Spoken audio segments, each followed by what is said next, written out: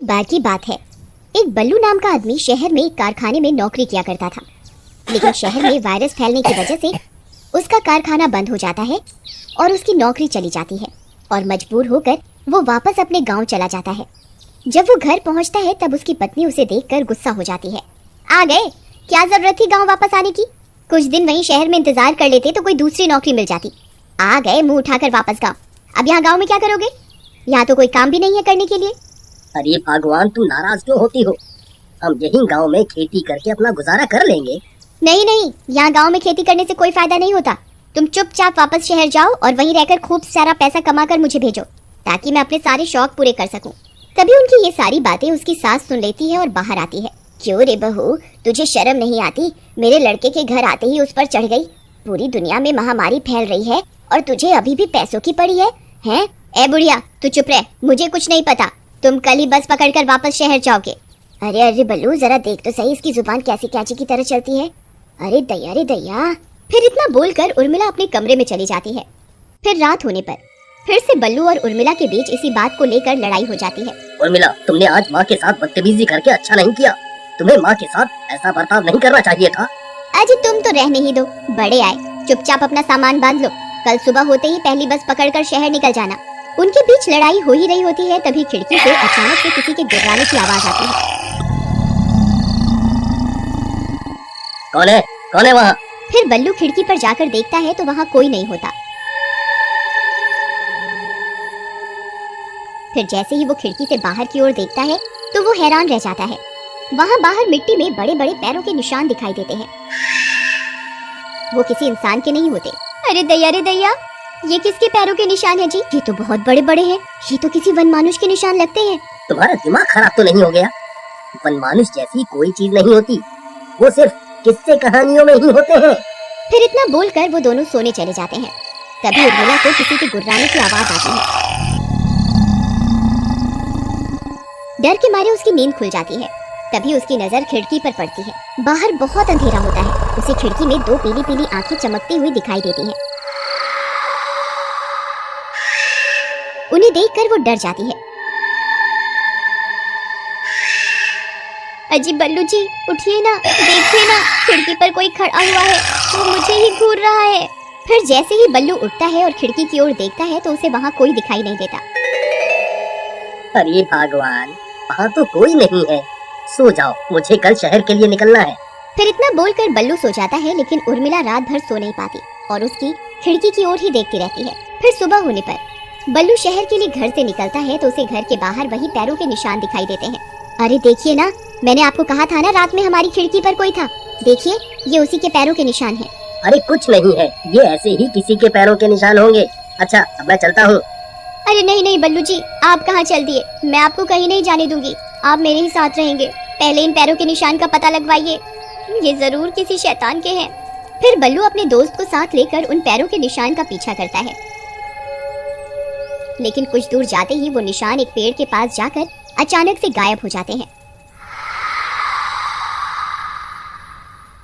अरे बल्लू भाई, ये निशान तो यहाँ गायब हो गए।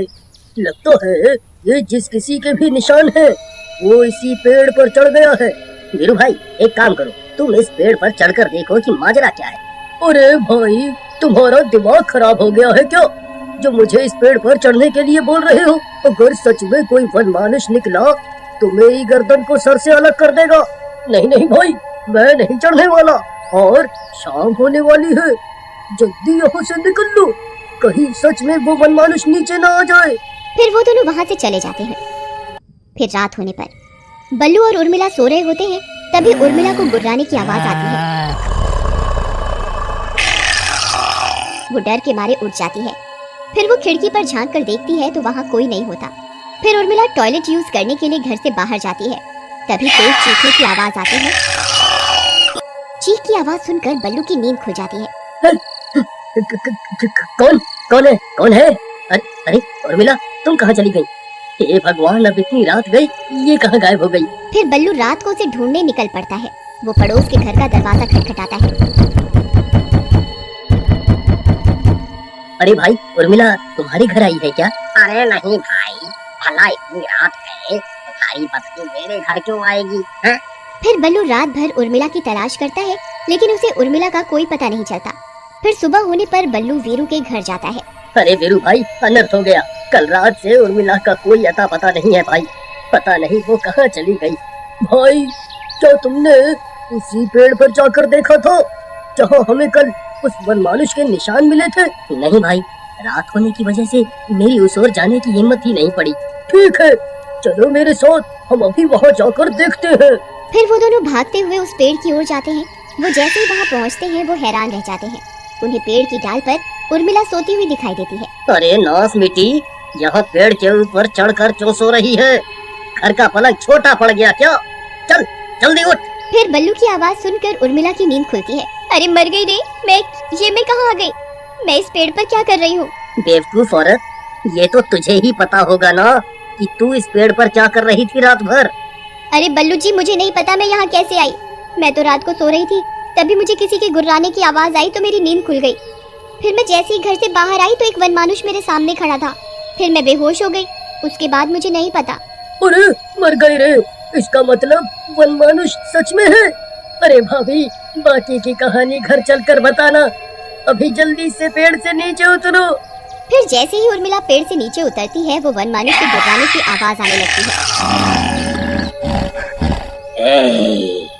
ये मेरा शिकार है, इसे यहीं छोड़ दे, नहीं तो तेरा सर धड़ से अलग कर दूंगा। अरे मर गए रे बल्लू भाई, इस पेड़ पर तो सच में कोई शैतान है। अब क्या करें? डरो नहीं, ये दिन के वक्त इस पेड़ से बाहर नहीं आ सकता। गाँव वालों, रात होने दो, फिर मैं किसी को जिंदा नहीं छोड़ूंगा। अरे भाई, अब क्या करें? रात होते ही ये कमबख्त हमें नहीं छोड़ेगा। एक काम करो, उर्मिला भाभी को इसके हवाले कर देते हैं। अरे नास मिटे, कमबख्त मुझे यहाँ मरने के लिए छोड़कर जाना चाहता है।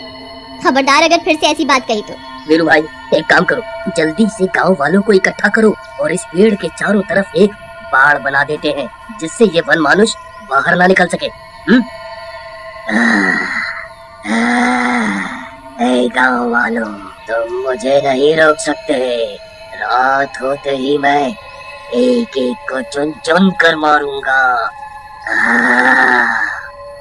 हाँ भाई, वीरू भाई सच कह रहे थे। इस पेड़ पर जरूर वनमानुष का वास है। चलो, हमें जल्दी ही यहाँ एक बाड़ बनानी होगी। फिर सब गांव वाले मिलकर कुछ ही देर में पेड़ के चारों तरफ एक बाड़ बना देते हैं। फिर रात होने पर तुम मुझे यहाँ ज्यादा देर तक कैद करके नहीं रख सकते। मैं किसी को नहीं छोड़ूंगा।